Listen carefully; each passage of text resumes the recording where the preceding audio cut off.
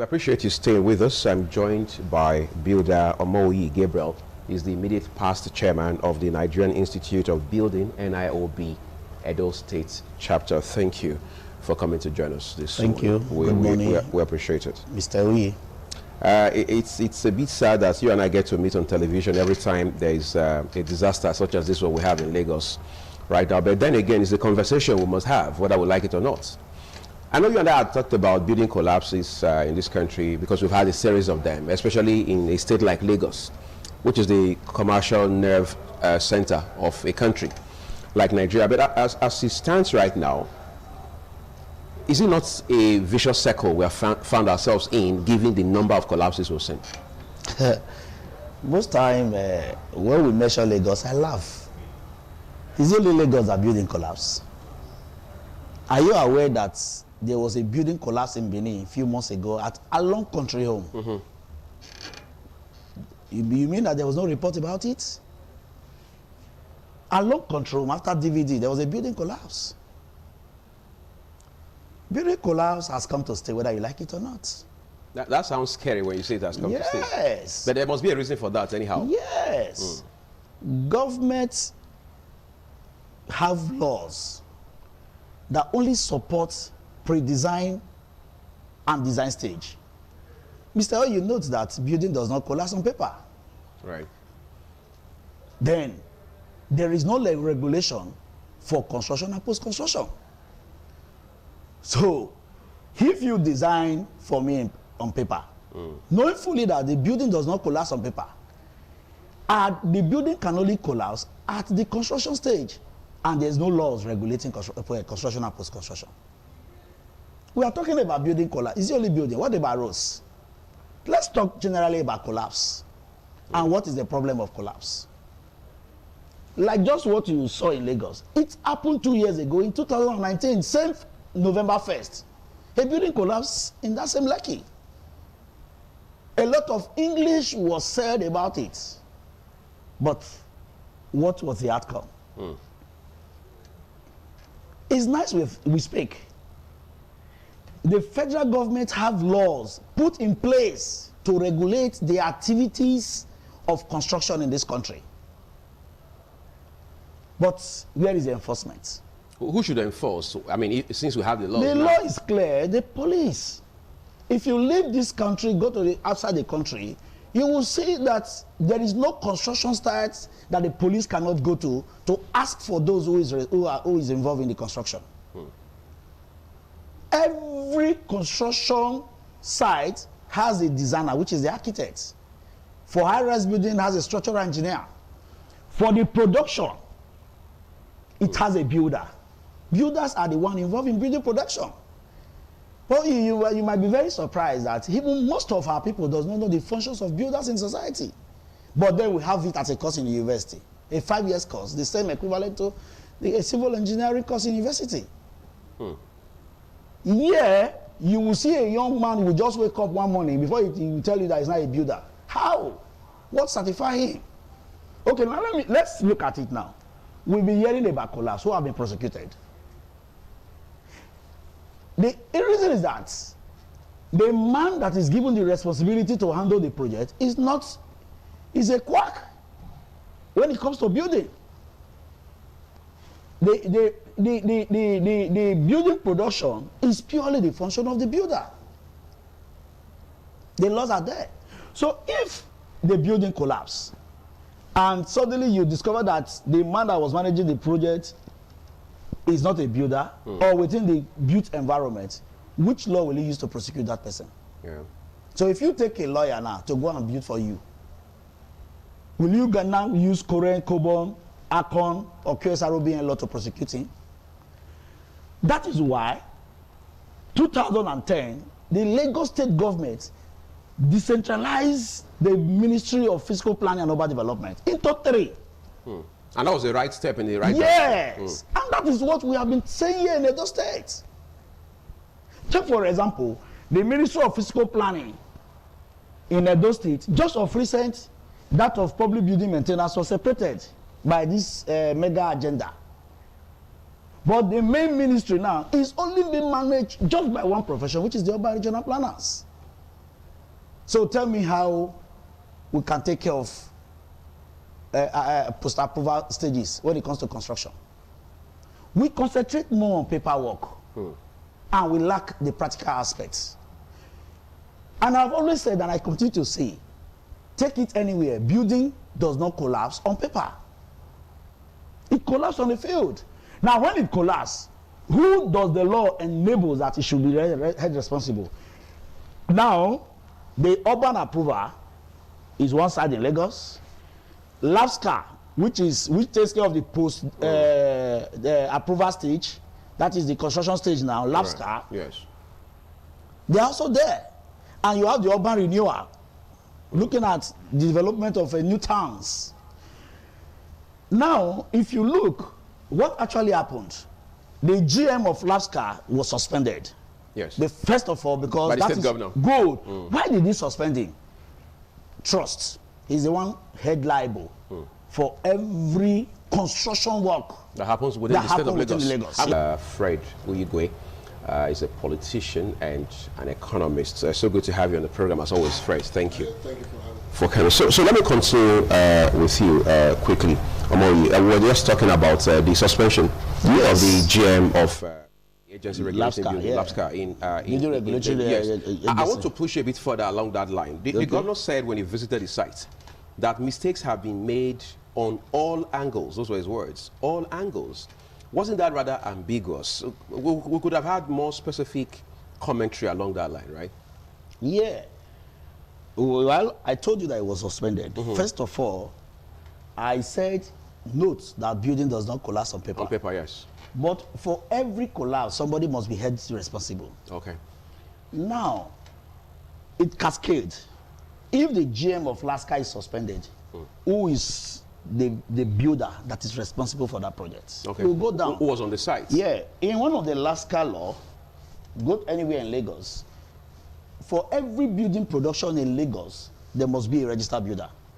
The reason why the law is passed is that somebody must be held liable for every action. Now, the approval stage is done. Somebody goes to the ministry to say, I want to build a 15-story building. The town planners look at it, look at what he has presented. It's on paper. And they give the approval. But while the construction is going, there can be an alteration. We have experienced same in Benin. That's dangerous. Yes, we have experienced same in Benin. But when it happens, a lot of us will say, oh, why would the governor put down the building? No. Most of those buildings you are saying were altered at the construction stage as against the initial design. Knowing fully that lives and properties are subject to danger when building collapse. Who is now held liable? For every action of a man, somebody must take responsibility. Will you go and meet an urban regional planner to come and take responsibility for a construction when he has done his part in pre-construction stages? No. Who does the law enables to be part and parcel of construction and post-construction? Okay, I think those are dynamics we would have to discuss on the show this morning. Let me turn to Fred quickly. We've also seen a bit of a political element to this conversation. We understand that the now suspended GM of LAPSCA had said only 15 floors were approved as far as this building is concerned. But the Deputy Governor of Lagos State, Dr. Hamzat, has said, look, all 21 floors were approved for construction. However, in the middle of that, in June, July this year, we understand that the site had been shut down for about 4 months. What that tells some of us is that there had been controversies coming all along the line as far as this building is concerned. But then again, it will appear that this particular building, yes, it will appear the collapse itself was only a climax of all of the issues that had been associated with the project over time. What does this tell us about governance, about standards, about due diligence, about quality control? Should we say this is systemic to the very nature of operation or handling government processes? There's also information out there in social media that the consulting engineering company, the supervisor engineering company, pulled out sometime in, I believe, February. And there was a letter to that effect, I mean, flying around the social media right now. And they informed the builders, the developer of the property, that they were pulling out on the grounds that they could no longer vouch for the integrity of the construction. So that is technical. And in that letter, which I read, okay, they also instructed the builder to inform the state supervisory ministry of their withdrawal from that supervision. So it will be on record. But like my brother has said, everything comes down to the process of development from start to finish. You get your architects to design. I haven't designed, and I will say this, architects who design are schooled in structural engineering, because it is inconceivable that an architectural curriculum will not include structural engineering. So basically, they might not be experts in it, but basically they have to have an understanding of it to be able to incorporate it in their designs. And having done that and submitted to the builder takes it for approval with the state. And there are supposed to be experts there who will be able to vet the designs. Do evaluation. Yes, for evaluation. And say, yes, we can approve this, or we need further information, or we'll reject it outright. But having approved it, there should be a follow-up process. That is what my experience abroad has been. There is a follow-up process. For every stage of construction, every phase, there is also a need for reapproval. Not just for the general construction works, but for some specific functions, like electrification, plumbing, structural work. If a construction like this were going on in a place like the US, for example, from time to time, the builder will submit progress reports to the supervisory ministry or department, state department, to say this is what we have done and this is where we need to go next. And inspectors will come. There is an inspectorate agency in charge of inspecting all buildings. Sort of monitoring and evaluation. It's a continuous thing. So they come there if it's HVAC, that's heating, ventilation, and air conditioning system that you have installed. The agency or the department in charge of HVAC certification or approval will come there, inspect it, and say, and approve it. And then they will put a stamp there. They will put a notice there to say that we have inspected and you can continue. You see, when you go to construction sites abroad, okay, you see a lot of notices on the wall by different departments. The ones that have inspected plumbing, the ones that have inspected foundation, the ones that, I mean, for the entire spectrum of construction work that is required for that particular construction. So that is something that we need to revisit. Here, these things used to be done. Okay. Here, I want to believe that what we need to do going forward is to have an agency that is independent of, like the Lands and Survey Ministry, that will be in charge of inspecting the integrity of functions undertaken in any construction site. Right. We must have one. And then we can hold those ones responsible, because it's not enough to hold the developer responsible, yes, but the approving agency, and then the inspections department that gives them the go-ahead to continue work. Yeah. That is one aspect that we can look at. But more fundamental to all of this is the training of our artisans. Okay? training and certification of artisans and permitting of artisans. From year to year or every other year, artisans should be made to recertify because we are advancing technologically. New systems are coming up, new designs, new processes are being employed or applied, and they need to be schooled in all these new processes. So you need to recertify them, or you need to re-permit them, having been able to retrain for the new introduction in processes and designs, technological advancement. So those are some of the things we need to look at.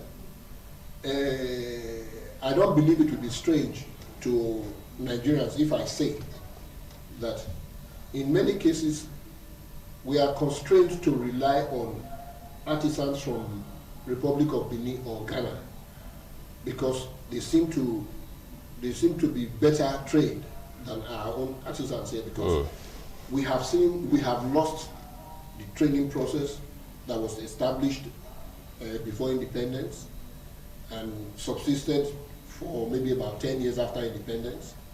We have lost that. And then the certification too. I know there are schools for certification, certifying artisans and all of that. But who goes around their business premises to find out if the people that they have engaged, mechanics and all of that, if they are certified? Let me bring to your notice quickly another concern that a lot of persons have, which, of course, Gabriel here had also made reference to very briefly before you showed up. He talked about how that people don't get punished for wrongdoings of this magnitude. For example, we've seen several instances of building collapse in this country. Whoever gets prosecuted for it, and Nigerians as it stands today are now concerned ever more than before to say, look, what's the chance that these incidents at Ikoyi will not go the same way of the previous experiences that we have had?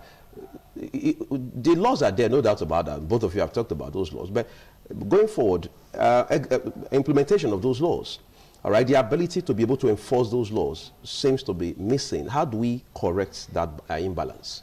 The thing is that I used to joke, in all seriousness and with all due respect to police officers who hold their office in high esteem and are diligent in their work. And I know many of them are officers of integrity, of high integrity. But there are bad elements within the system. What do we do to correct all of that? My joke used to be that Nigeria is a place where you can kill the mother of a police commissioner and he will take bribe from you to set you free. That's how base we have degraded ourselves. You know, in Nigeria, Nigerians believe that anything goes and that there's no consequence for anything. You can do whatever. The level of impunity is so high that the people we should be holding accountable are those who call themselves our leaders, those who begged us for our votes, telling us that yes, when they get there, they are going to do their best to bring sanity to the system. They are going to do their best to make sure that the system works for the benefit of all. That is the essence of campaign. That's the essence of elections. Right. So the people we should be holding accountable are those in government who are not doing their work. We have our streets. We have the it's a shame to say this, but I'm ashamed to say that my city, Benin, is one of the dirtiest cities I've seen anywhere. Who do we hold responsible? We have to hold some people responsible. That's not to mention the fact that you barely even see street lights around Benin City these days. What does it take to keep a street clean? There's need for urban renewal. You cannot attract investments because the first thing they are going to see fundamental flaws. You come to a place and somebody is telling you to come and invest and they cannot even sweep their house. What does that tell you? It tells you they are not prepared for your kind of investment. When these people come, they are serious because they have the interest of many people at stake. Stakeholders, shareholders are there. And then the management, the employees and everything. So if they are coming to invest in your society, you must prepare that conducive environment for them to be able to do that so that they can be assured of their investment, the security of their investment and the profitability that they expect. Oh, great. I think at this point, we're just going to switch to our second discussion, everyone. Like I hinted at the top of the program this morning, the president had been in the UK where he told other world leaders about how that Nigeria will require about $1.5 trillion going forward to be able to fix, plug the gap in infrastructure over a 10-year period for Nigeria. So, Gabriel, I'm coming back to you. The world is not talking about smart cities. Yeah. He just mentioned Edo State a while ago. And in Benin City, for example, some of the feedback we'll get will revolve around things like roads, erosion control measures, and then street lights, for instance. Ring Road is said to be, as it were, the center of the city, all right, the Obavorame Square, as we'll now call it. And it's a shame that in 2021, you walk that area, the whole area, into Akpakbava, into Mission Road, into Airport Road, Sokomba Road, and you don't find street lights. I mean, this is 21 years into a new century, for instance. But then let's talk about infrastructure overall. Are we serious or we're joking, or we're just making political statements when we mention these figures and what our projections are? Well, we've always heard about money budgeted. If you look at, we are talking about lights. You know, successive governments have planted poles for street lights in Benin. But where is the sustainability? We are talking about sustainability. Infrastructures, yeah, the country is building infrastructure, but where is the sustainability of this infrastructure? Like again, we every year in and year out, we develop budgets for infrastructural development. Who monitors? If you take some state, they'll tell you budget of recovery, budget of total this, budget of total that. Whether you like it or not, 75% of our annual budget is for infrastructural development. But where are the infrastructures? It's only here in Nigeria we discovered that elephants can fly.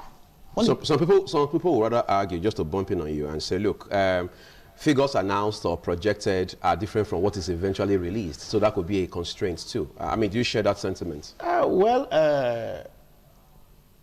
Definitely, if you don't have money, you don't go for infrastructural development. It's economic-wise, you don't do that. Whatever project you constitutionalize, you know that the fund is available, or the process of funding it is available. But then we rely on oil to be able to source money to fund budget every other year. That's a dynamic you can't take away, right? Well, if we say we rely on oil, what about our internal generated revenues? Is the only oil that we have? We're looking at one side of it. Then even when we are looking at the oil sector, we are looking at the oil sector as our major source of infrastructural financing. Then look at the value we placed on the price of a crude oil in the budget. If it exceeded, where is the difference? And where is it applying to? The truth is, we have gotten a lot of money to actually develop our country, but the will to do it is not there. The political will to actually say, this is what we will do. I've always said, and I told people, the white man is not better than the black man.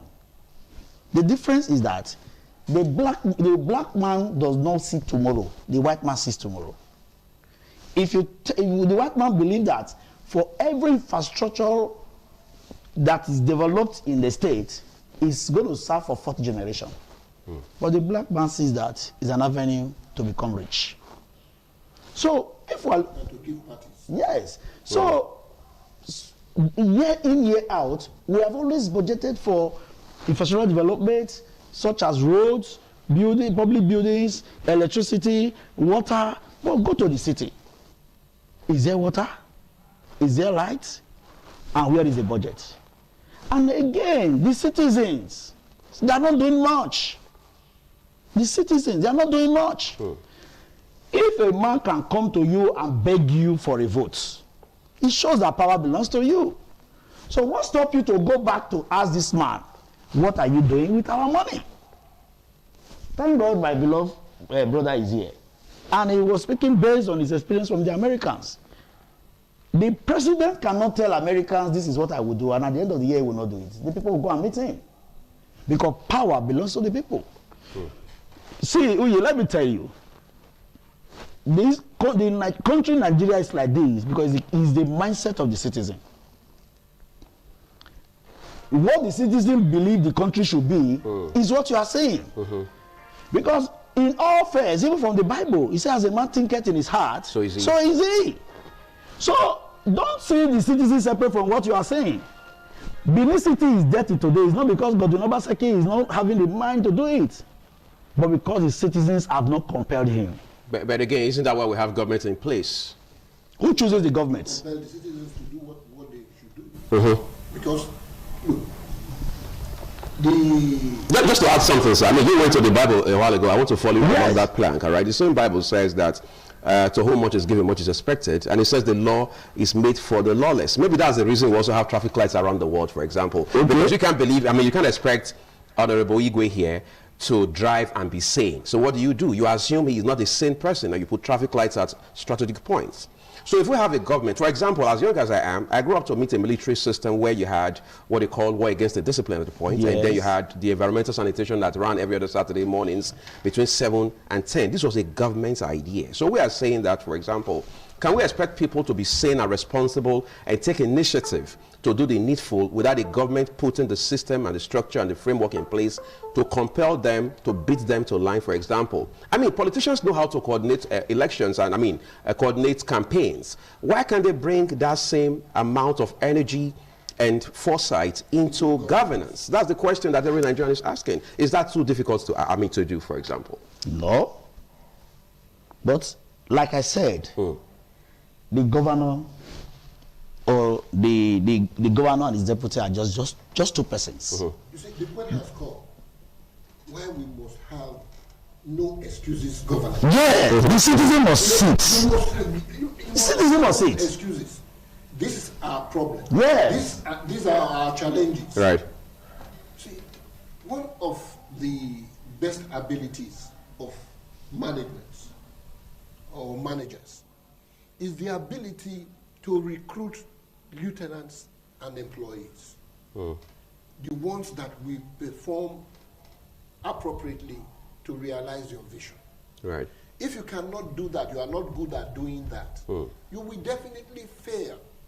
Because you cannot by yourself be the cleaner of your house, the manager, the driver, doing the laundry. Do your laundry, do everything. Running errands. You have to have the right people in place. And the ability of employing people to place them properly within your organization is highest in the qualities of any manager. Okay, so I'm going to come to you now, full-fledged, Frederick. We've talked about infrastructure here time and again, but let's also keep in mind that the president made this remark in a bid to woo foreign investments using the COP26 platform, all right, leveraging it to do all of this.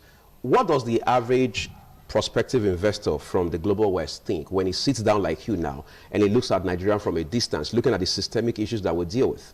Does he still have the interest of putting $1 in this economy as it stands right now? See, what does an investor expect from his investment?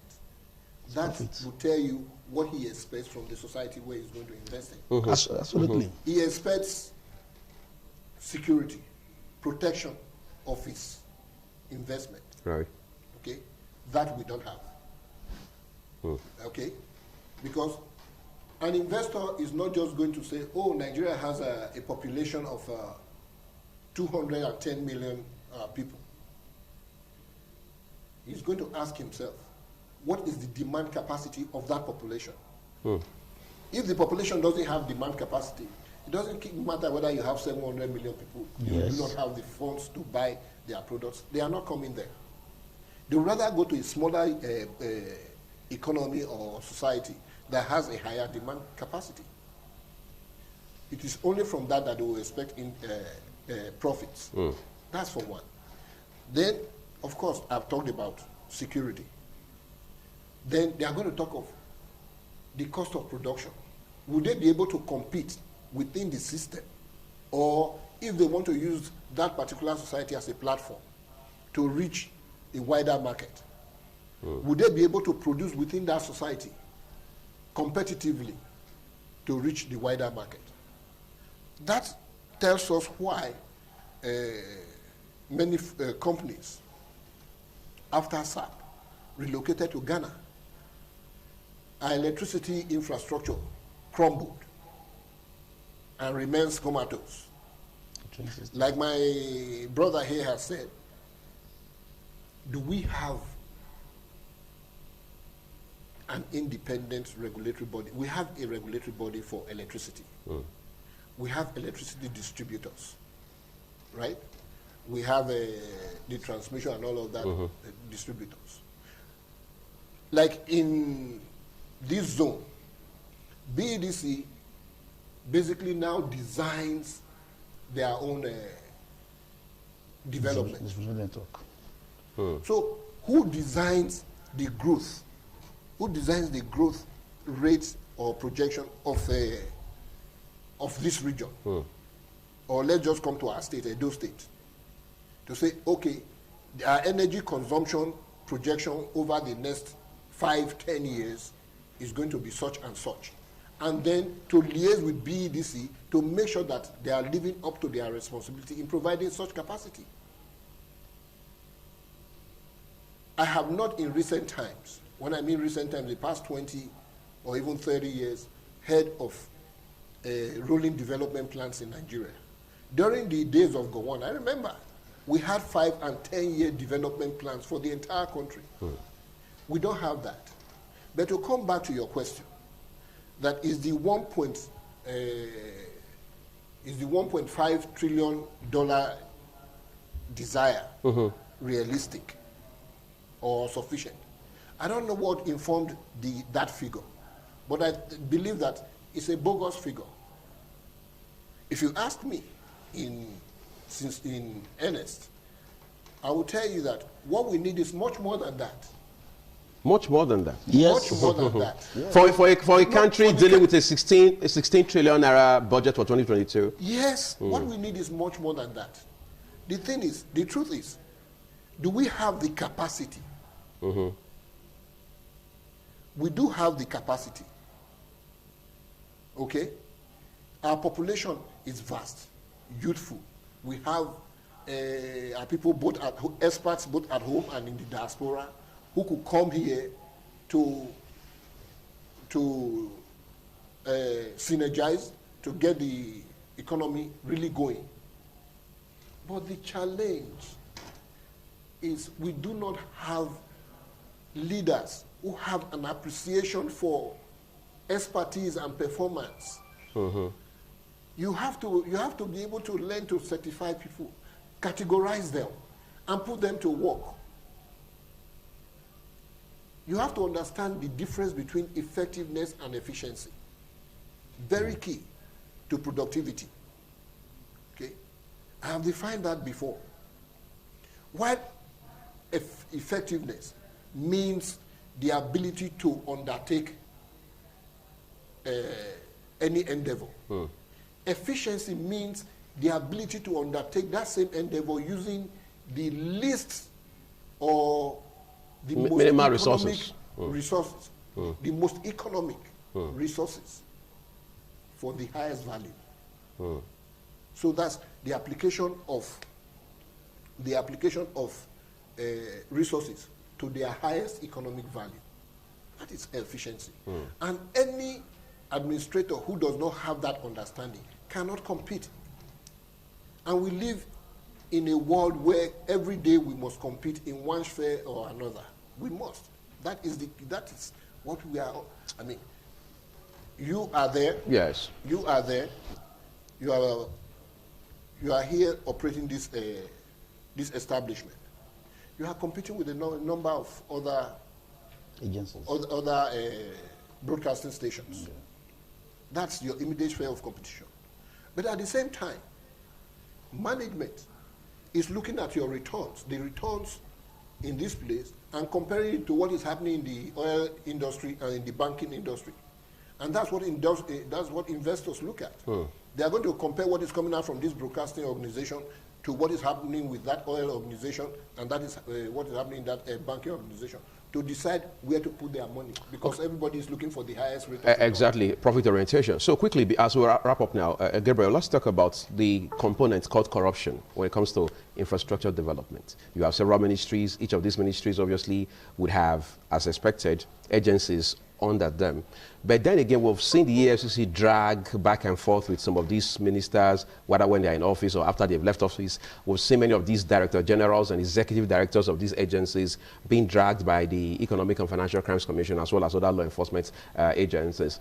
A lot of persons have said if we fail to fight corruption at that level, we're only joking at best as far as infrastructure development is concerned. The sad thing, though, again, is that many persons have said corruption is systemic in Nigeria. But the question perhaps is, do we have a systemic approach to fighting corruption? Well,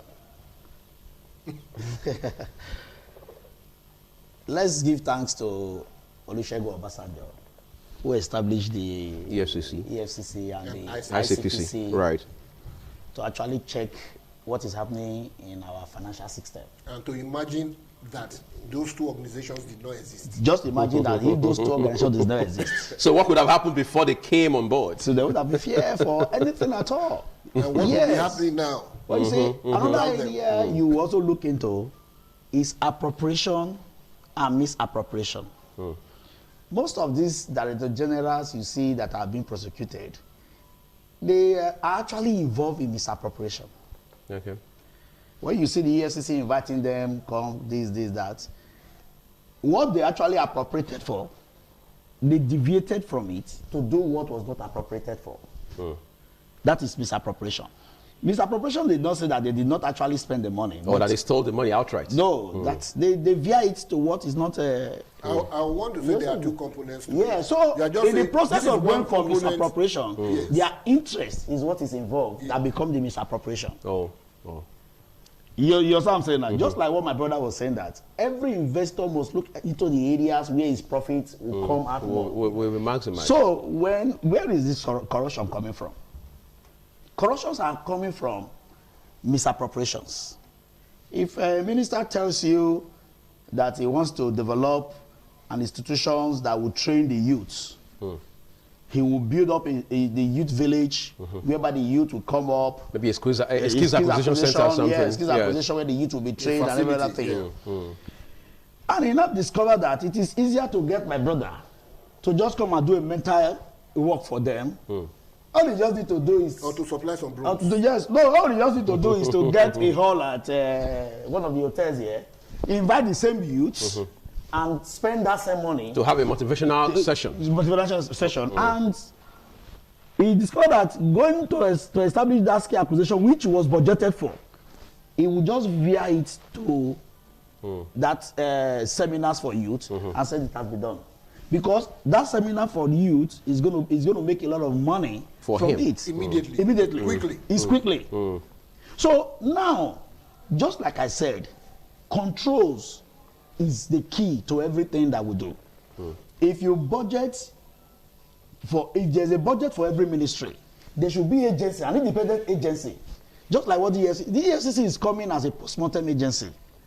Immediately, finance is releasing this money. Who monitors from the ground up? From the ground up. It should be. You know, if you look at the bank has the auditors who check the movements of this money. Now, so also there should be an agency that should be able to check about the movement of this money. If you say you are building a skill acquisition in the 18 local government of Edo State and the money is budgeted, as soon as the money is released, there should be an early warning to say this project is not being executed. Thank you. So in 1 minute, I have to wrap up now. Yes, my brother, that is where governance comes in. Yes. Okay? You must demand progress report, regular and frequent. The key is regular and frequent progress reports from your subordinates. But so when you report are there. No. Because if they are regular and frequent progress reports, you will know the trajectory of their expenditure. And you'll be able to correct it and bring correction and control. Which was the control he talked about? That's the control process. So it must be regular and must be frequent. So the question is, how regular is it? Exactly. So when it is yearly, the father the more irregular it is, the easier it is to have, to have leakages. To have leakages. Okay, gentlemen, thank you this morning for coming to share with us from your word of experience. We appreciate it. Builder Gabriel Murray, immediate past chairman of Nigerian Institute of, is it Institute or Institution? Institute of Building. Institute of Building, those state chapter. We appreciate you for coming to share part of your time with us. And Honorable Frederick Uyigwe, politician and economist, thank you as well. Thank you for coming to TMI this morning. We're taking a quick break. Very soon we'll wrap it up on the show here. Thank you for staying with us so far.